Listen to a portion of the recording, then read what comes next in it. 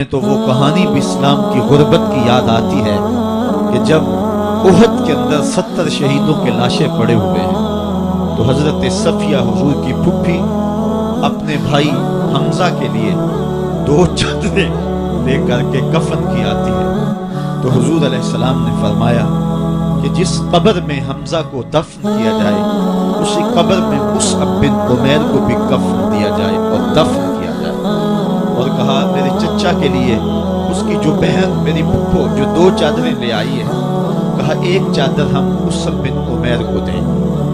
یہ مصعب بن عمیر کون ہے؟ تاریخ پڑھو، کتنی دل آویز تاریخ ہے۔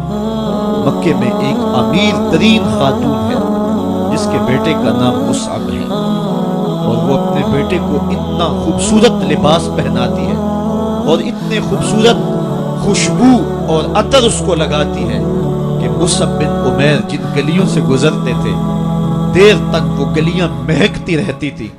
لوگ کہتے تھے یہاں سے مصعب گزر کے گیا ہوگا اس لیے یہ گلیاں مہک رہی ہیں۔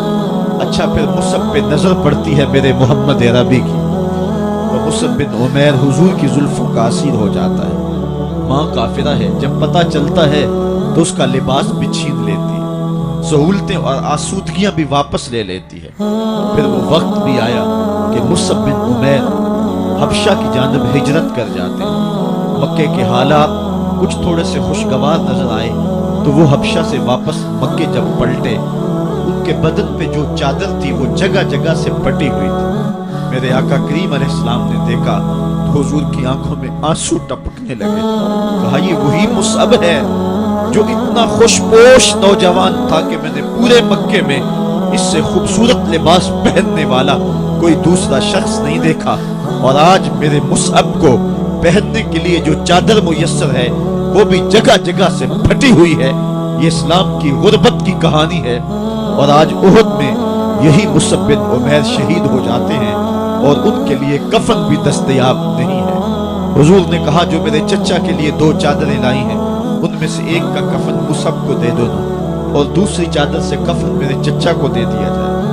اچھا حضرت مصعب کے لیے بڑی چادر رکھ دی گئی اور حضرت امیر حمزہ کے لیے جو چادر تھی وہ چھوٹی تھی، اگر سر ڈھانپتے تھے تو پاؤں ننگے ہو جاتے، اگر پاؤں ڈھانپتے تھے تو سر ننگا ہو جاتا۔ حضور نے فرمایا میرے چچا کا سر ڈھانپ دو اور پاؤں کے اوپر اذخر نامی گھاس ڈال دو۔ میں یہ اسلام کی غربت کی کہانی تمہیں سنا رہا ہوں، جب میرے رسول کے چچا کے لیے پورے کفن کا ٹکڑا بھی دستیاب نہیں تھا۔ اسلام اس وقت بھی عزت پا گیا تھا، اسلام اس وقت بھی ذلیل نہیں تھا، اسلام اس وقت بھی سربلند تھا، اور اسلام اس وقت بھی عزتوں کی مسند میں تھا۔ یہ اسلام کا وہ دور ہے کہ جب حضور مسجد نبوی سے باہر نکلتے ہیں تو آگے حضرت عمر و ابو بکر رضی اللہ تعالی عنہما کھڑے ہیں، چہرے کے اوپر عجیب اداسی ہے۔ کہا عمر ابو بکر اس وقت کیوں کھڑے ہو؟ عرض کی حضور بھوک نے گھر میں ٹکنے نہیں دیا، ہم نے چاہا حضور کا چہرہ دیکھ لیں تو کچھ پیاس بجھ جائے، کچھ بھوک مٹ جائے۔ حضور نے فرمایا میرا حال بھی یہی ہے، جس چیز نے تجھے گھروں سے نکالا ہے وہی چیز مجھے گھر سے نکال لائی ہے۔ چلتے ہوئے حضرت ابو ایوب انصاری کے گھر کے قریب سے گزرے،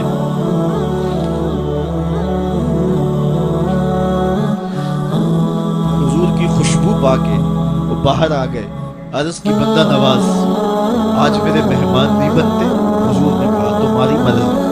گھر لے گئے، چٹائی بچھائی، حضور کو بٹھایا، گھر والوں کو بکری کا بچہ ذبح کر کے دیا، کہا جلدی جلدی کھانا تیار کرو، میرے آقا کو بھوک لگی ہوگی۔ یہ کہہ کے واپس آئے، حضور کے پاس بیٹھے، نظر چہرے پہ پڑی تو گھبرا گئے۔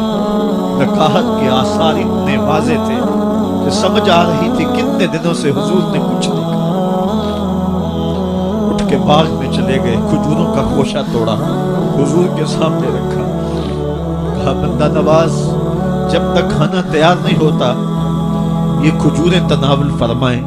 تھوڑی دیر کے بعد کھانا دسترخوان پہ لگ گیا، حضور سے عرض کی گئی حضور آئے کھانا تناول کر لیں۔ حضور نے دسترخوان پر تشریف فرما ہو کر کے حضور نے کپڑا اٹھایا تو حضور نے جب دیکھا کہ کھانا ہے تو حضور نے ایک روٹی لی اور چند بوٹیاں اٹھائیں اور ایک خادم کو بلا کر کے کہا جاؤ ہمارے گھر لے آؤ، میری بیٹی فاطمہ کتنے دنوں سے بھوکی ہے۔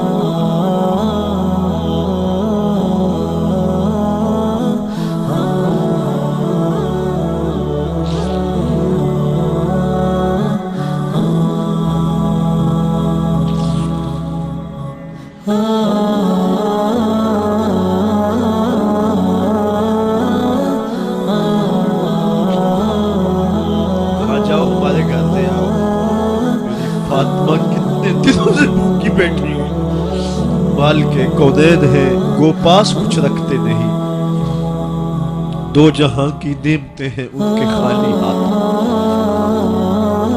آپ کو پتا ہوگا کہ جب میرے رسول کا انتقال ہوا ہے، حضور کا وصال ہوا ہے، تو حضور کی ایک زرہ ایک یہودی کے گھر میں گروی رکھی ہوئی تھی۔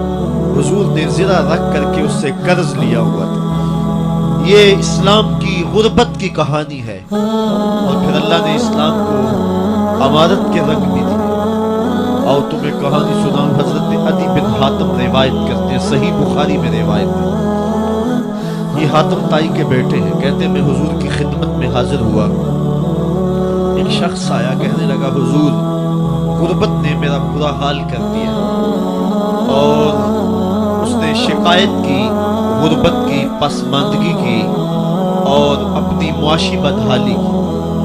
پھر ایک شخص آیا، کہنے لگا حضور میرے پاس دولت تو ہے، لیکن میں نے جس منزل پہ جانا ہے راستہ پرخطر ہے، تو میرے لیے کیا حکم ہے کہ میں کیسے راستہ طے کروں؟ تو یہ دو لوگوں نے یہ باتیں کی، تو حضرت عدی کہتے ہیں کہ حضور نے روئے سخن میری جانب مڑا اور میری جانب مخاطب ہو کے کہا عدی تو نے ہیرا دیکھا ہے؟ عدی کہتے ہیں میں نے عرض کی حضور دیکھا نہیں، سنا ہے، ہیرا یہ شہر ہے عراق کا۔ تو حضور نے فرمایا عدی تو نے ہیرا دیکھا ہے؟ میں نے کہا نہیں حضور دیکھا نہیں، اس کا تذکرہ سنا ہے۔ فرمایا عدی اگر اللہ تجھے زندگی کی مہلت دے تو ہیرا سے ایک خاتون چلے گی، تو اپنی آنکھوں سے دیکھے گا اور مکے تک پہنچے گی اور اللہ کے گھر کعبہ کا طواف کرے گی، اور اس کو ہیرا سے لے کر کے مکے تک اللہ کے علاوہ کسی کا ڈر نہیں ہوگا۔ کہتے ہیں کہ میں نے دل میں کہا کہ پھر بنو طے کے ڈاکو مر گئے ہوں گے جنہوں نے عرب کے اوپر روب ڈال رکھا ہے، تو وہ تو پھر ختم ہو گئے ہوں گے۔ کہتے ہیں میں ابھی سوچ ہی رہا تھا کہ حضور نے مزید میری حیرت میں اضافہ کرتے ہوئے کہا عدی اگر تجھے اللہ نے زندگی کی مہلت دی تو دیکھے گا کہ کسرا کے خزانے تیری جھولی میں ہوں گے۔ اس دور کی سپر طاقت تھی۔ میں نے کہا حضور کسرا بن ہرمز؟ حضور نے فرمایا ہاں کسرا بن ہرمز۔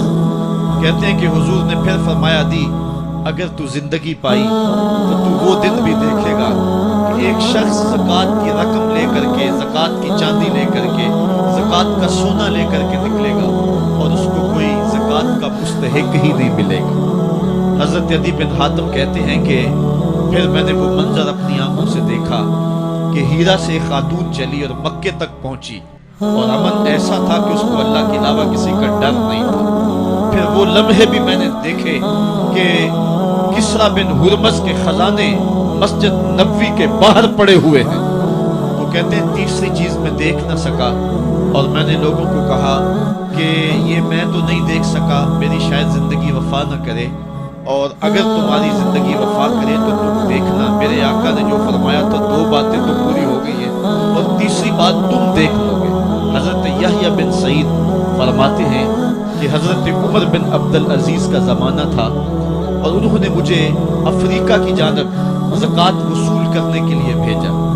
میں وہاں سے زکوٰۃ وصول کی، اور پھر میں زکوٰۃ دینے والے مستحقین کو ڈھونڈنے لگا، تو کہتے مجھے کوئی مستحق نہ ملا۔ پھر میں غلام پکڑتا اور اس کے پیسے دے کے اس کو آزاد کرواتا چلا جاتا۔ حضرت عمر بن عبدالعزیز کا زمانہ ہے کہ گورنر ہے عراق کا، وہ حضرت عمر بن عبدالعزیز کو لکھتا ہے کہ اتنی رقم ہے، اس کا کیا کرنا ہے؟ تو عمر بن عبدالعزیز کہتے ہیں رقم لے کے یہاں نہ آنا، وہاں عراق کے لوگوں میں بانٹ دو، جو زکوٰۃ کے مستحق ہیں ان کو تقسیم کر دو۔ تو गवर्नर लिखता है जो मुस्तहिक है उनको दे दी, अब कोई मुस्तहिक नहीं रहा तो मैं क्या करूं। तो हजरत उमर बिन अब्दुल अजीज कहते हैं जो मकरूज हैं उनका कर्ज उतार दो। तो कहते हैं कि हाँ कर्ज भी मैंने उतार दिया है, रकम फिर भी बच रही है, क्या करूं। हजरत उमर बिन अब्दुल अजीज ने फिर लिखा जो शख्स शादी करना चाहते हैं उनका हक मेहर अदा कर दो। मैंने कहा कि वो भी कर दिया है, रकम फिर भी बच गई, अब क्या करूं। तो हजरत उमर बिन अब्दुल अजीज ने मुझे लिखा कि जो गैर मुस्लिम हैं जिन्होंने टैक्स दिया हुआ है, जितना टैक्स दिया है उससे दुगने पैसे उनको कर्जे में दे दो और उनको कहो जाओ इसका कारोबार करो, खेती बाड़ी करो, और साथ में ये भी कह देना कर्ज की फिक्र ना करना और ज्यादा इसमें परेशान ना होना, जब दे सकोगे दे देना। ये दौर भी फिर इस्लाम ने देखा और ये घड़ियां भी देखी जब चिथड़े पहने हुए थे, जब पैबंद लगे लिबास पहने थे, जब पेट में डालने के लुकमा भी नहीं था, अल्लाह का दीन उस वक्त भी गालिब था। और जब गलियों के अंदर रेशम बिखरा हुआ होता था कोई उठाने वाला नहीं था, दीन उस वक्त भी गालिब था। दीन का गालिब होना या ना होना इसका ताल्लुक जो है वो माल और दौलत से नहीं है।